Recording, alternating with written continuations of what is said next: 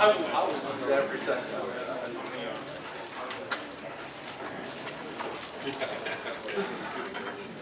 So is everybody good up till now? Okay. Because I can't make any guarantees with the last section at all.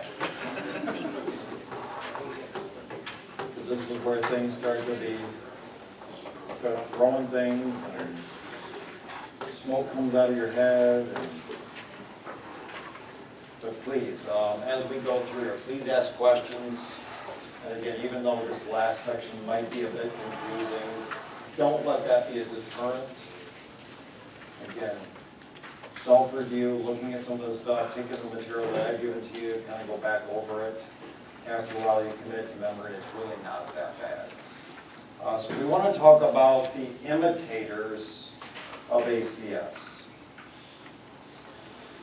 So I'm going to try and lay out for you some of the common ones that you're going to see almost on a day-to-day basis.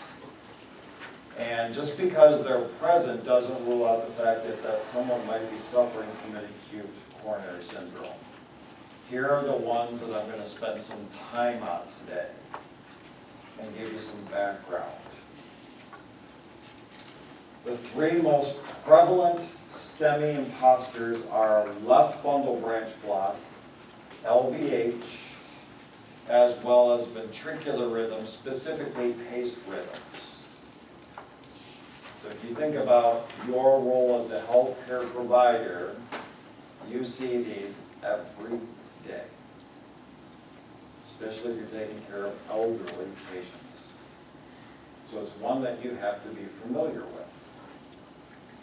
So the way we're going to help out is by helping define a couple of things for you. If you do not know what these two terms mean, you will by the time you leave here today, because they are of major importance.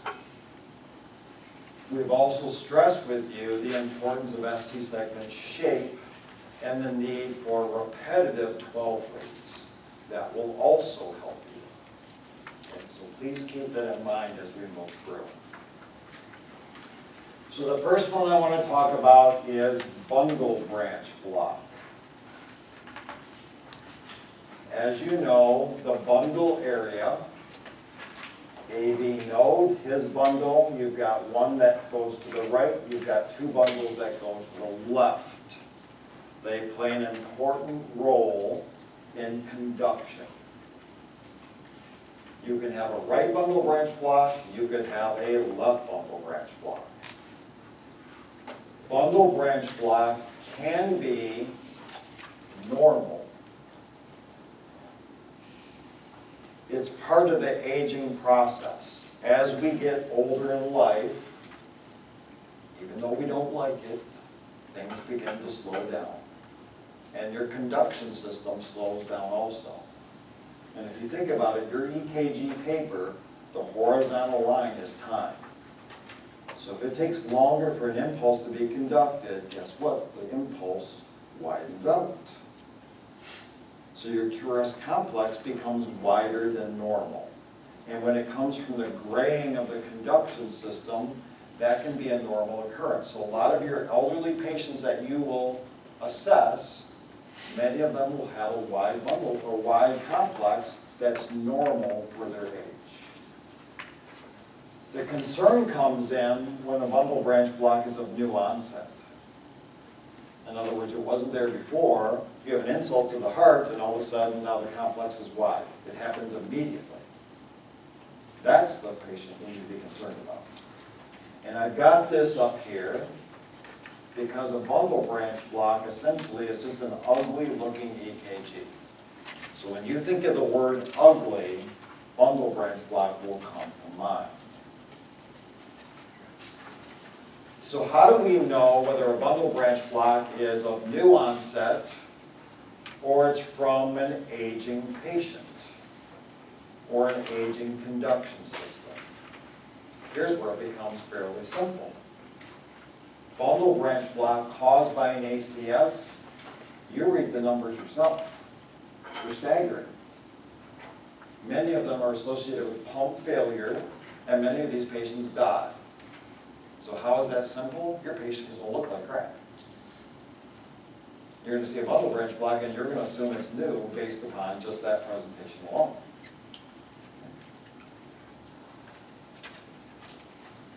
So how does bundle branch block cause a problem for us? It mimics the infarct pattern. It causes ST segment change. It causes changes in the T wave. So it can mimic or even hide evidence. Here's all the things that bundle branch block does. If you look through this list, that's exactly what the STEMI pattern does. So how do we differentiate between the two?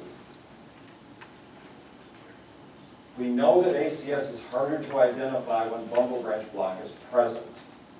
If you were taught in any training whatsoever that there is a notch in the QRS with a bundle branch block, completely forget that education. You do not have to have a notch in a QRS for it to be a bundle branch.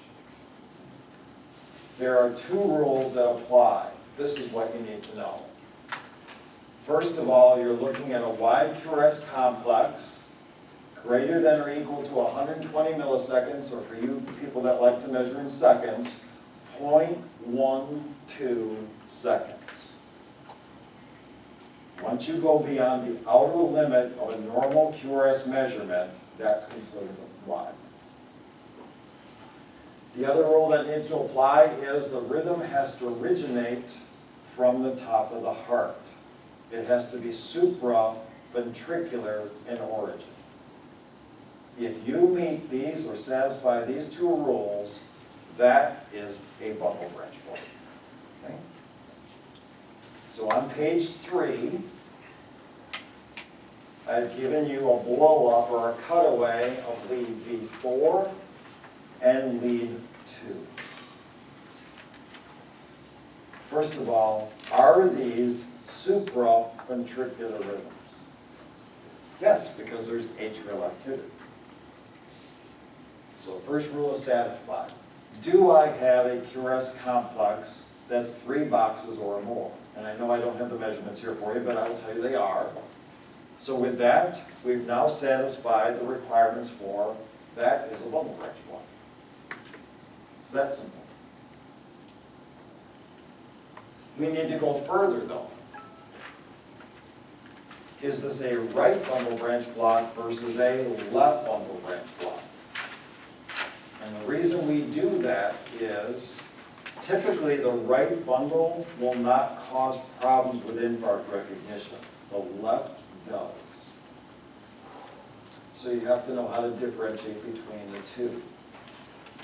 And the way you do it is with your 12-lead EKG. So we know we have a wide QRS complex. We know it's supraventricular in nature. We acquire a 12-lead and we look at lead V1. And if you see a characteristic RS, R prime pattern, the bunny ear, that is most often a right bundle branch block.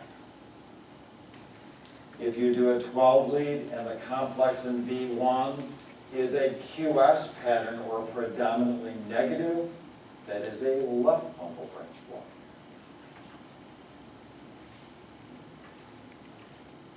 There's an easier way to figure it out. It's called the terminal force rule.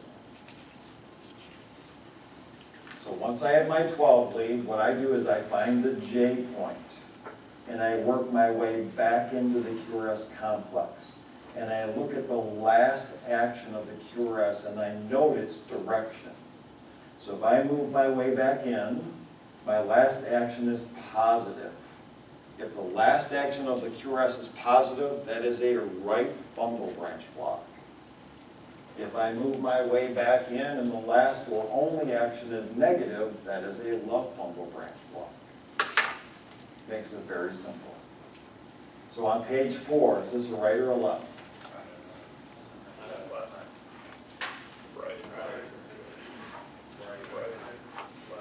See how simple that is? That's the simple part, all right? Now take a look at the EKG on page 5.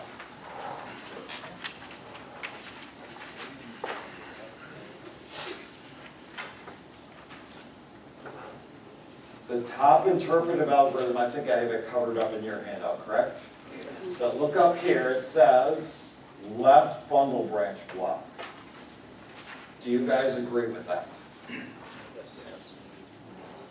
Okay, first of all, is that a supraventricular rhythm? Yes. Do I have a QRS complex 3 boxes or more? All I have to do is look at my measurement, it's 0.162, so that met. So I have a bundle branch block. Now I have to determine whether it's right versus left. So I go to V1, pick out a complex, find a J point, work my way back in. The last action of the QRS is negative, so it's a left bundle branch block. Okay. We know that bundle branch block distorts the J, the ST, and the T. So if you look at this, J point ST signal elevation, J point ST signal elevation, same thing here. As I get to my other leads, J point ST segment depression. That looks like injury, that looks like reciprocal change. But I'm here to tell you that the pattern change on this EKG is not from a stemming. It's from what's classified as a strain pattern. Left bundle branch block is a strain pattern. It's abnormal depolarization that nets abnormal repolarization. And that's what skews that EKG and makes it mimic an infarct. So obviously, I know you have looming in your head. You want to ask this, and I'm going to tell it for you. You're called to the scene. You have a symptomatic patient. Chest pain, difficulty breathing. This 12 lead comes spitting out. You know that it's a left bundle branch block. Is my patient infarcted? Yes? No? Can't tell? How do we do it? Okay, so we've got tools for us. So that's why we have to go a bit further with this. It's not enough just to know what a bundle branch block does. We have concern for the patient, and this is pattern, even though it's mimicking. Is there something else I can use that will help me define whether I've got something else going on here? So let's define those terms for you first. Concordance and discordance. I'm going to start with discordance first. This one right here on the right. Strain patterns cause discordance of repolarization. And all that really means is this. If you look at the predominant directional force of the QRS, repolarization will always be in the opposite plane. So if my QRS direction is predominantly negative, the J, the ST would be up. If my QRS is predominantly positive, my ST and T will be down. These will always be opposite of one another. Okay? That is what discordance is. Discordance happens with a strain pattern. That is expected. You can use this for bundle branch blocks, specifically left, LVH, and ventricular rhythms. That pattern will ring true. Now let's talk about concordance, where repolarization phase and the QRS predominant direction are in the same plane, either up or down.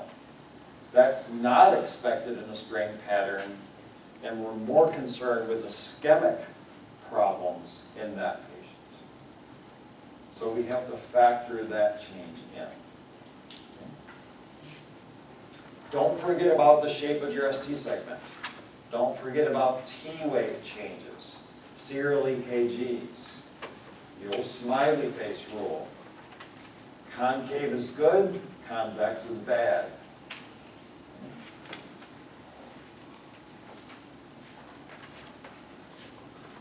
So back to that EKG on page 5. You all agreed with me that this is a left bundle branch block. Is there discordance in this EKG? Yes, pretty much throughout the whole thing. Okay? That fits a strain pattern.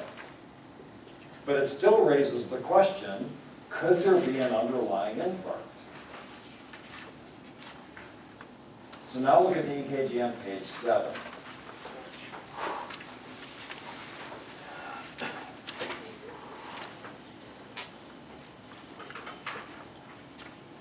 Again, do you agree that that's a left bundle branch block? Okay, wide QRS complex, 0.164. Supraventricular rhythm. Do I have discordance with that strain pattern?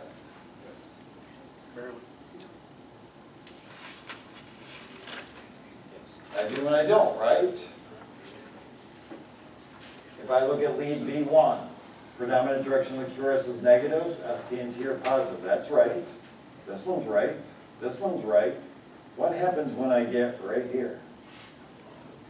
Or right here? Or down here? They're in the same plane. That's concordance. That shouldn't happen with a strain pattern. So while this device did not stamp this as an acute eye, it picked up the stemming mimicker, it did not pick up the underlying infarct that went along with this. Again, you are smarter than the device, if you know what to look for. So some of you are already familiar with Sgarbossa criteria. How many of you have had training on this? How many of you are hearing this for the first time? I feel sorry for you. This is a new concept that you have to learn. It is now accepted for infarct recognition.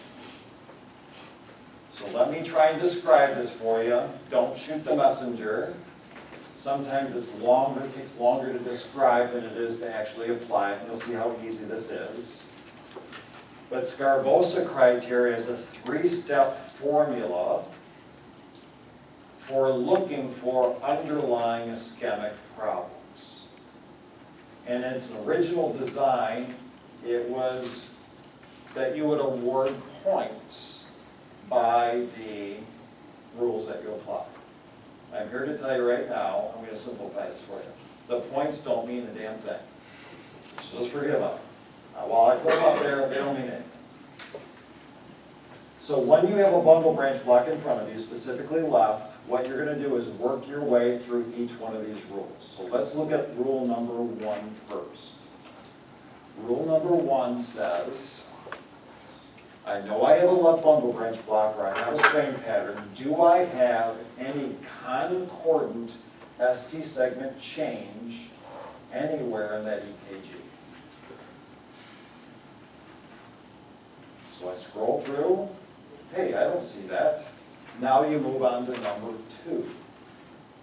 And number 2 says, do you have any J or ST segment depression, specifically in V1, V2, or V3?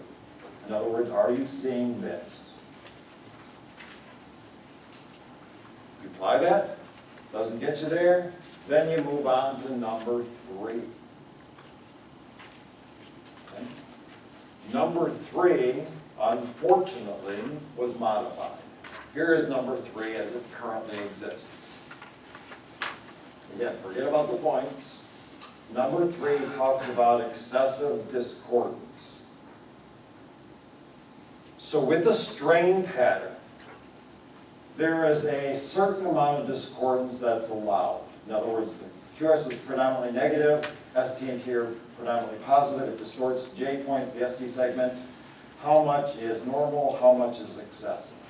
They even talk about math here. Well, I don't know about you, but I hate doing math with you. Anything that I can do to make this easier to remember is simpler to me. So here's how this works.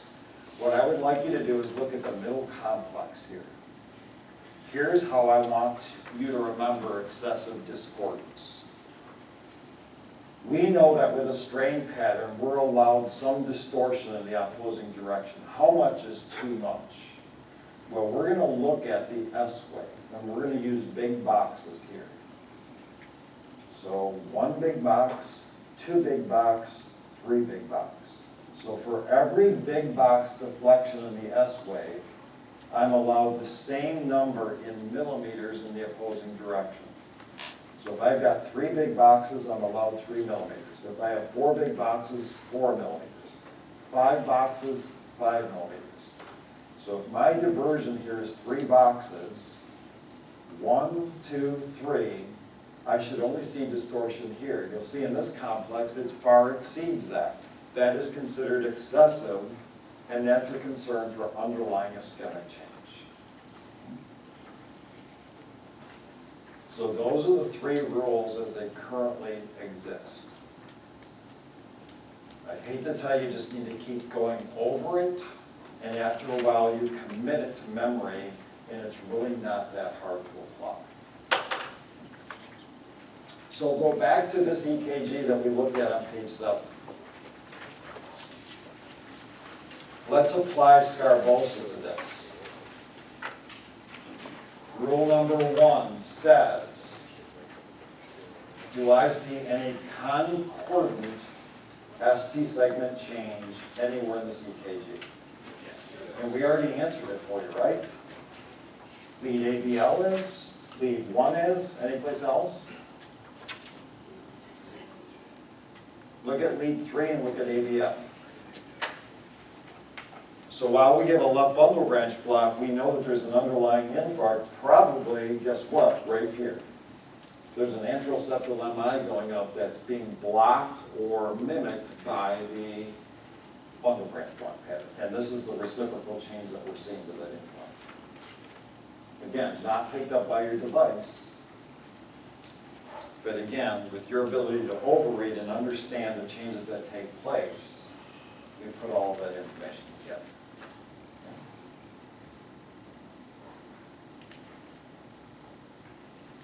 Pull up Matu's video on this. Additional information. The textbooks that I gave you on your reading list. Self-review. Keep reviewing it, going over it. Makes it much easier to understand. Just don't listen to me. There's a lot of information out there. That's how I learn. A lot of the stuff I just picked just by reading, looking at patients, talking to physicians. Makes it easy.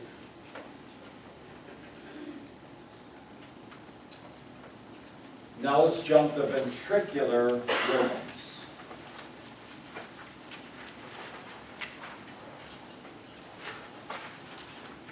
Do you all know what this is?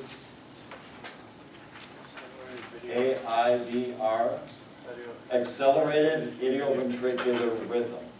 When do you most often see that?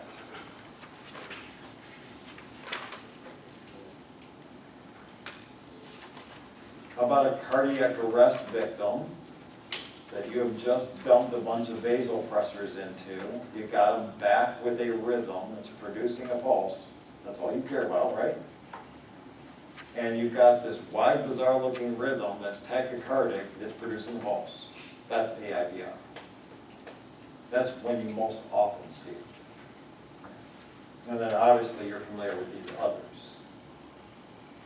But ventricular rhythms are distortions.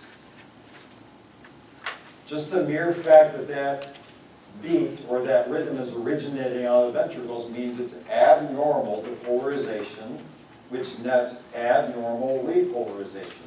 It distorts the repolarization phase. So take a look at the EKG on page 10.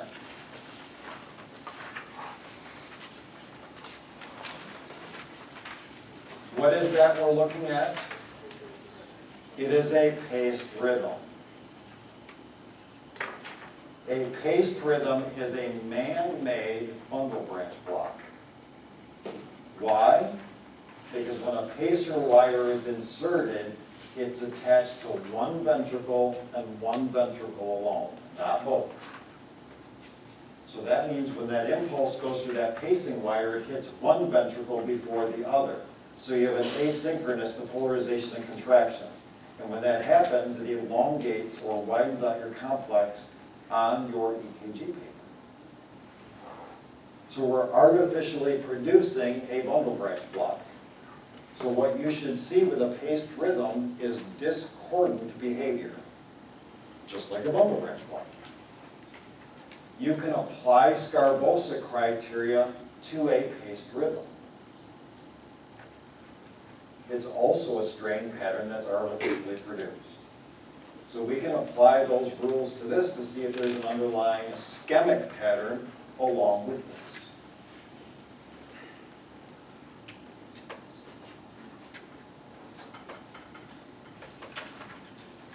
Here's the AIBR I was talking about. What rhythm is this?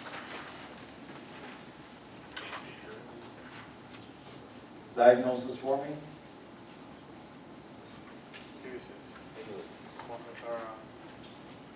I went to formalized description. Normal sinus rhythm with unifocal PVCs and bigeminy with a couplet at the end, right? Is that what we're looking for?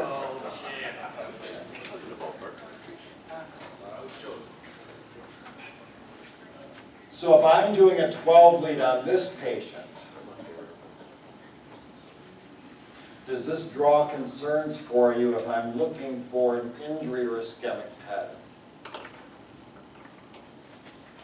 We know the PVCs are all already aberrant conduction. It's going to be distorted.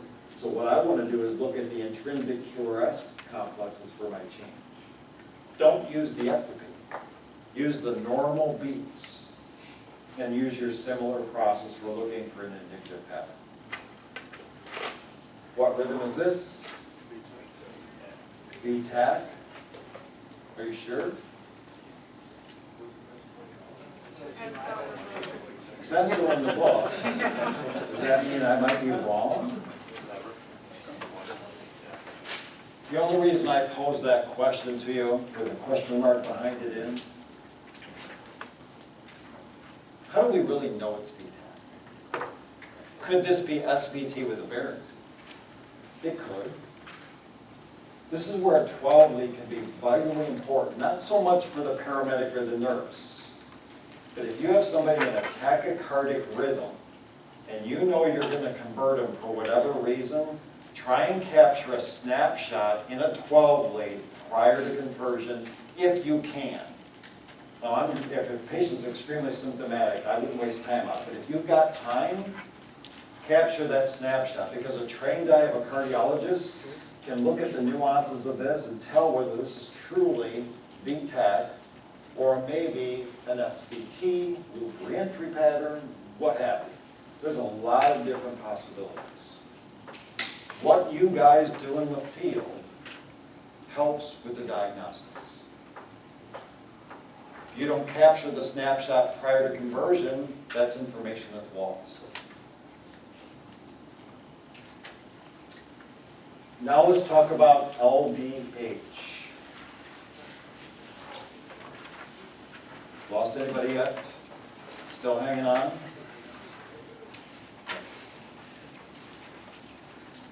Left ventricular hypertrophy is an enlarged left ventricle, and it comes from pumping against resistance over a long period of time.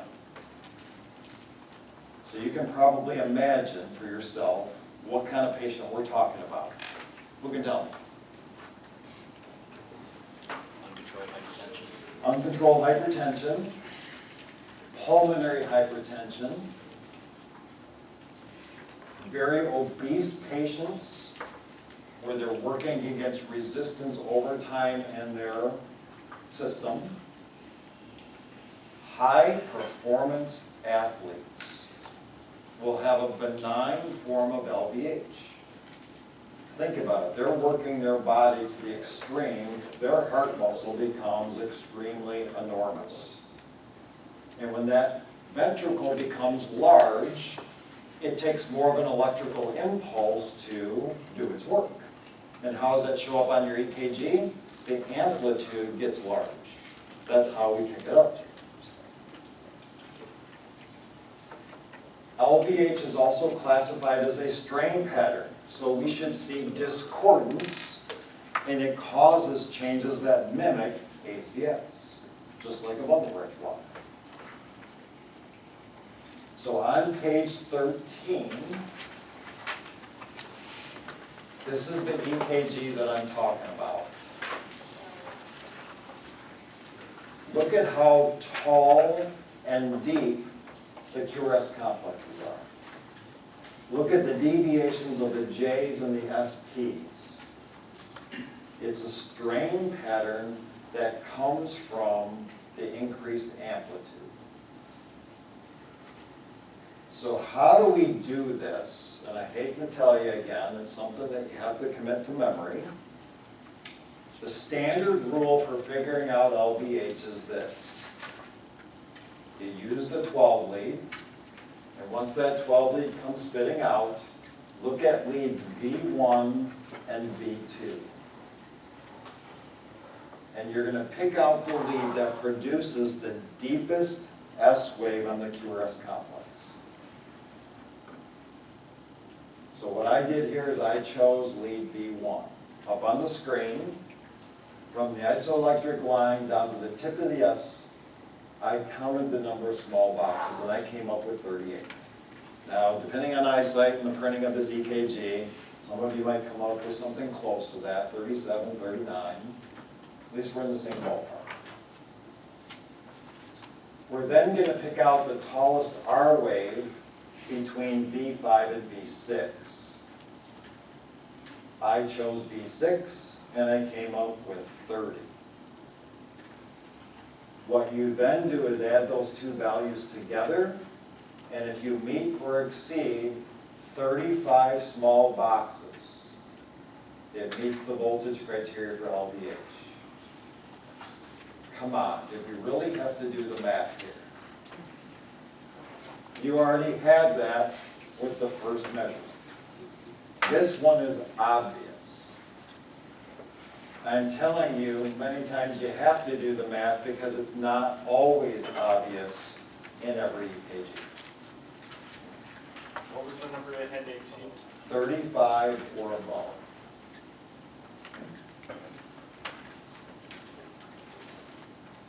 Now, there are other ways of figuring out LVH, and I put them in your book for you so you don't have to write this down as I go through them. This is the most standard way of doing it. This is the most recognized. Here's some other ways. If you have any QRS complex in your precordial leads, from top to bottom, from the top of the R to the bottom of the S, that's 45 boxes all by itself, that is also LVH. Here's another way. In lead ABL, any R wave by itself, 11 boxes or more. If you kind of remember back from when we kind of described our lead views, because ABL is a perpendicular view lead, we normally have minimal amplitude, so when you see a big honk in R wave in ABL, that's not normal, shouldn't be there. We can also use lead 1, 12 boxes or more in the R wave. Again, that should be a small lead. It's not, should be big R's. And then lastly, you can use AVF. And it doesn't apply in this EKG if it's 20 boxes or more. So again, just a matter of reviewing those, getting them down.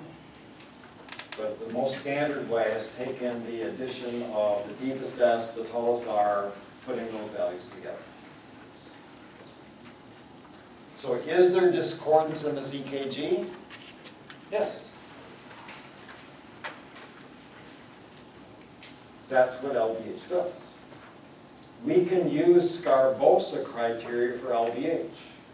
So if you had concern for an underlying problem, you would work yourself through those three rules. And if any of those applied, I would be concerned for an ischemic event going on. Questions on that? This one we're going to do very quickly. Ventricular aneurysm. I am not talking about an aneurysm in a vessel or artery. I'm talking about an aneurysm in the heart. There is a weak section, most often in the anterior wall of the left ventricle, that pouches out, and there is a dyskinetic action. So whenever the heart contracts, this pouch comes out. Contract, it pops out. Contracts, it pops out. And when you do an EKG on this patient, what you see is a consistent elevation in the precordial leads that never goes away. The reason I mention this is, if you do a 12 lead on this patient, what are you going to diagnose this as? Ischemic. You wouldn't be wrong. You have no way of knowing that that aneurysm is there, unless, of course, your patient knows it, and most patients don't. So I'm just going to note it here that there are other things that cause a mimic pattern, and this happens to be one of them. Yes? Is this something that usually happens in younger, like does it start from a young age? No, so great question. She asked, how does this normally happen? So think about what might cause a weakened section in myocardial tissue. Aging? Aging could.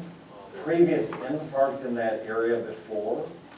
How about a projectile through a patient's heart, got shot and was repaired, and they survived? That could cause. So think about anything that's a precursor to an abdominal hernia is the same thing for the heart. Anything that weakens that muscle can cause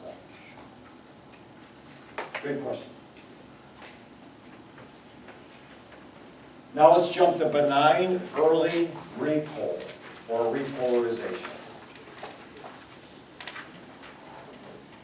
As its name implies, some patients go through an early repolarization phase that causes a persistent elevation of their J and ST segments that looks like injury. It's normal, but it will cause the deviation in tall T waves, like I mentioned, that looks like injury. Often you see it in the anterior and lateral leads. It is a predominant pattern most often in African American males ages 20 to 40.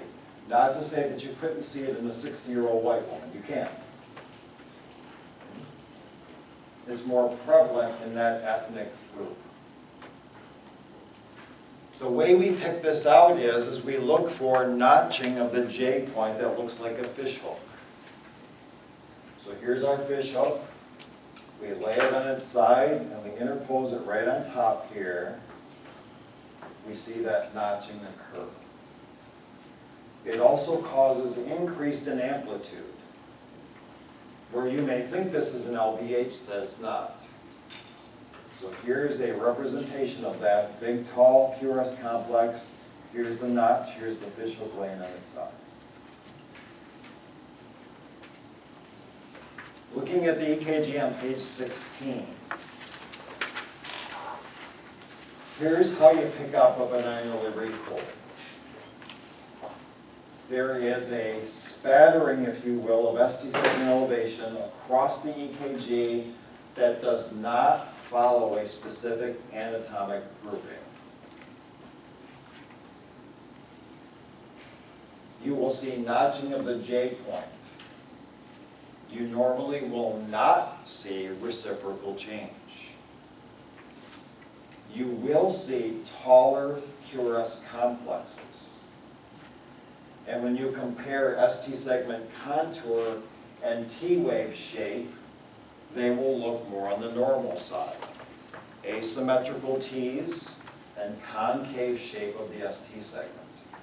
Very similar to what you're seeing in this 12 lead on page 16.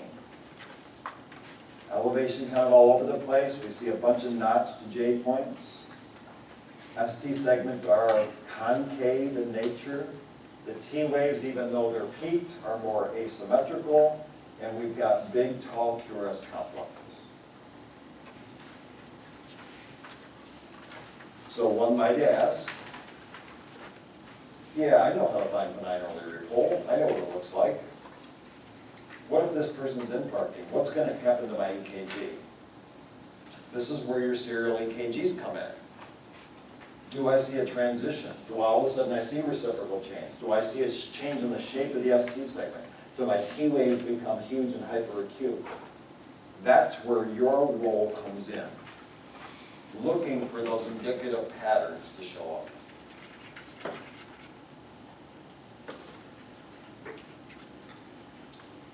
Again, usually doesn't produce reciprocal change, doesn't produce convex ST. Look for the visual.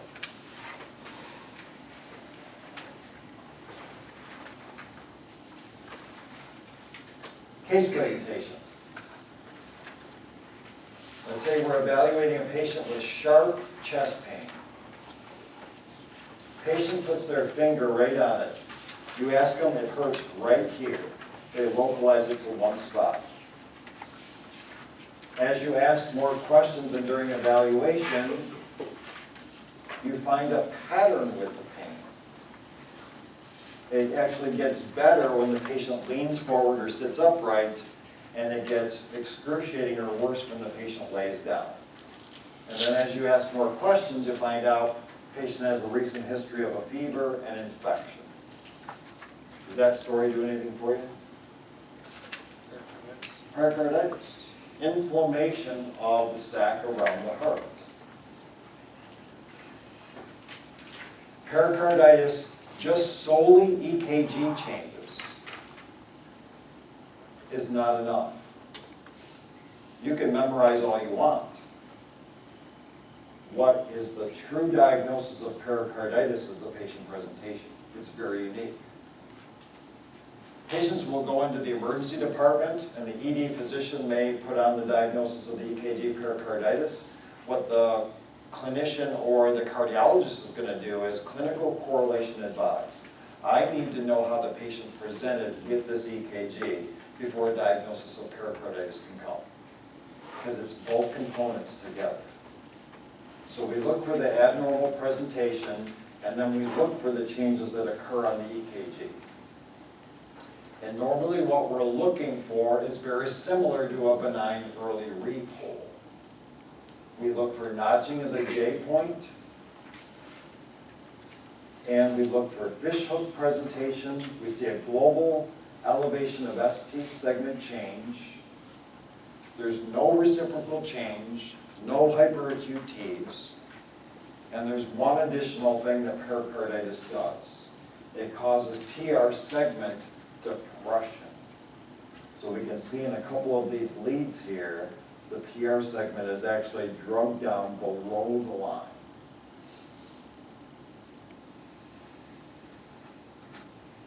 I don't expect anyone to be an expert at pericarditis. It comes with experience and actually seeing these patients to understand what that change is and what their presentation is. So we look for the oddball presentation, change in pain when you lay them up, sit them down, and then couple that together with the EKG presentation.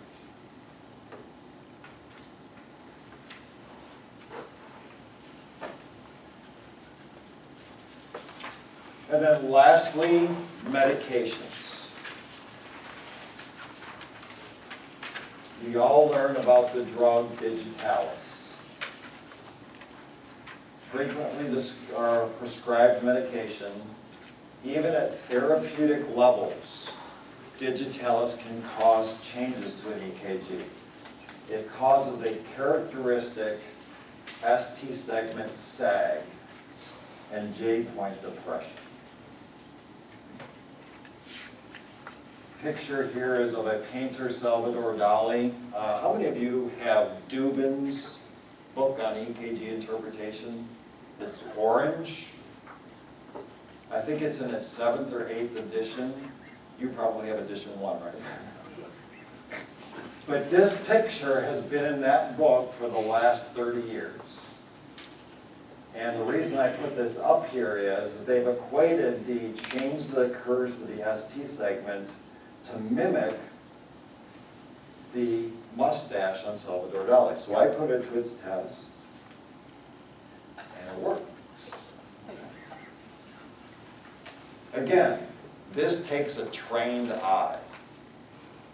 It takes a cardiologist trained eye to pick this change up.